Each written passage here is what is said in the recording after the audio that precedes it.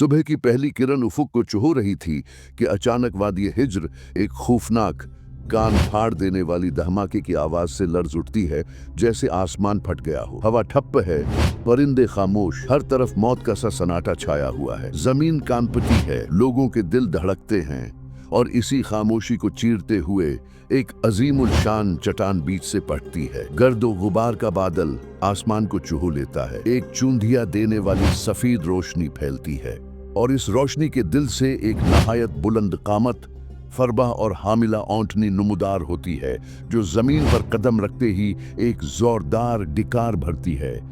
लोग खौफजदा होकर पीछे हटते हैं, सांसें रुक जाती हैं, हाथ कांपते हैं, लोग कांप कर पीछे हट जाते हैं। एक बूढ़ा आदमी लब कांपते हुए सरगोशी करता है, ये तो नाकत अल्लाह है, साले अलैहिस्सलाम का मौजिज़ा। मगर इस मंजर की जड़ें इस दिन से कहीं पहले की कहानी में प्युस्त हैं, जब कौम आद अपने गुरूर और जुल्म की वजह से अल्लाह के अजाब का शिकार हुई थी, और उनमें से सिर्फ वही लोग बचे थे जिन्होंने हजरत हूद अलैहिस्सलाम की बात मानी थी। कौम आद जब अपने गुरूर और जुल्म की वजह से हलाक हुई, तो उनके दरमियान चंद मोमिनीन जिन्होंने हजरत हूद अलैहिस्सलाम की बात मानी, अल्लाह ने उन्हें बचा लिया। अजाब के बाद वादियां खामोश थीं, टूटे हुए घर, मलबा और फजा में तबाही की बू फैली हुई थी। अजाब के बाद हवा बिल्कुल खामोश थी। वादियों में सिर्फ टूटे हुए घर और हवा में अजाब का धुआं। बचे हुए मोमिन एक दूसरे को देखकर कहते थे कि अगर अल्लाह ने हमें न बचाया होता तो हम भी खत्म हो चुके होते। अगर अल्लाह हमें पनाह न देता तो हम भी तबाह हो जाते। यही मोमिन लोग एक नई जमीन की तलाश में निकल पड़े। एक तवील, मुश्किल और तकलीफ दह सफर, जिसमें नस्लों का मुस्तकबल दांव पर लगा हुआ था। ये मोमिन लोग वादी आद छोड़कर दूसरी जमीन की तरफ रवाना हुए। सफर लंबा, मुश्किल और दर्दनाक था, मगर उनकी नस्ल को नई जमीन की तलाश थी। ये काफिला नजद और हिजाज के पहाड़ी रास्तों से गुजरता हुआ एक सरसब्ज और जरखीज इलाके तक पहुंचा, जिसे आज हम उलुला के नाम से जानते हैं, जहां पानी के चश्मे थे, बागात थे और जिंदगी की उम्मीद थी। ये पानी, खुशहाली और अमन के लिए यही वो जमीन थी जहां उनकी नस्ल फली फूली, और वक्त के साथ वो लोग वादी अल हिज्र तक जा पहुंचे, जिसे आज मुदाइन सालेह कहा जाता है। यही कौम समूद थी, एक ऐसी कौम जिसे अल्लाह ने जिस्मानी ताकत, जहानत, फन तामीर और पहाड़ों को तराशने की बेमिसाल सलाहियत अता की थी। अल्लाह ने उन्हें बदन की ताकत, जहानत, फन्नी हुनर और चट्टानों को तराशने का कमाल दिया था।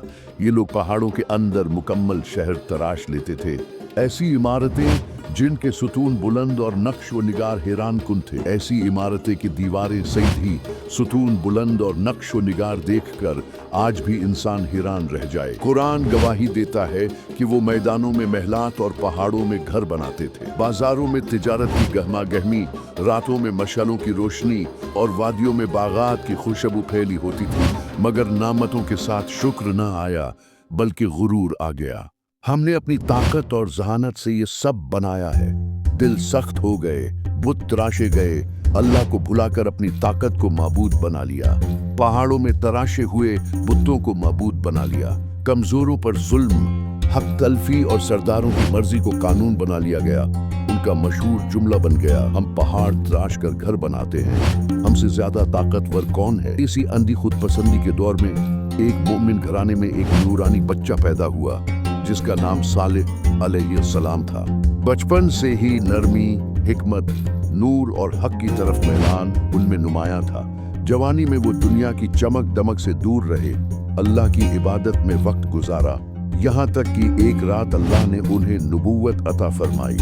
सालेह अलैहिस्सलाम ने अपनी कौम को अल्लाह की वहदानियत की तरफ बुलाया, मगर सरदार हंस पड़े और कहा कि कल तक तो हमारा दोस्त था, आज हमें हमारे माबूदों से रोक रहा है। सालेह अलैहिस्सलाम ने प्यार से समझाया कि ये वादी, ये इमारतें, ये ताकत सब अल्लाह की अता है।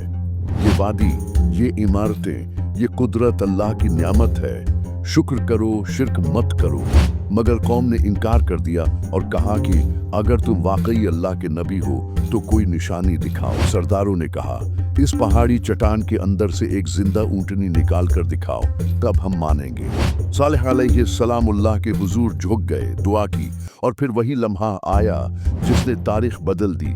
सालेह अलैहिस्सलाम उन लोगों के साथ इस पहाड़ी के पास गए और अल्लाह से दुआ की, ऐ रब, तू गवाह है, अपनी निशानी जाहिर फरमा। पहाड़ एक बार फिर लर्जा, फिर एक लम्हे वादी का रंग बदल गया। पहाड़ बीच से फट गया, रोशनी की लहर ने सबको चूम का दिया और नाकतुल्लाह जाहिर हुई। एक ऐसी निशानी जो सिर्फ देखने का मौजिज़ा नहीं, बल्कि एक सख्त आजमाइश थी। सालेह अलैहिस्सलाम ने फरमाया कि एक दिन ये ऊंटनी पानी पिएगी और एक दिन तुम। एक दिन ऊंटनी कोवे से पानी पिएगी तो उस दिन कोई भी इस कोवे से पानी नहीं पिएगा, और अगले दिन तुम सब कुएं से पानी पी सकते हो। एक दिन कुआं खाली हो जाता, ऊंटनी वादी के कुएं से पूरा दिन पानी पीती थी और पूरा कुआं खाली हो जाता था, और अगले दिन उसके दूध से पूरी कौम सीराब होती। इतना दूध के हर घर, हर जानवर, हर बच्चा, सबकी जरूरत पूरी होती। मगर गुरूर एक बार फिर जाग उठा।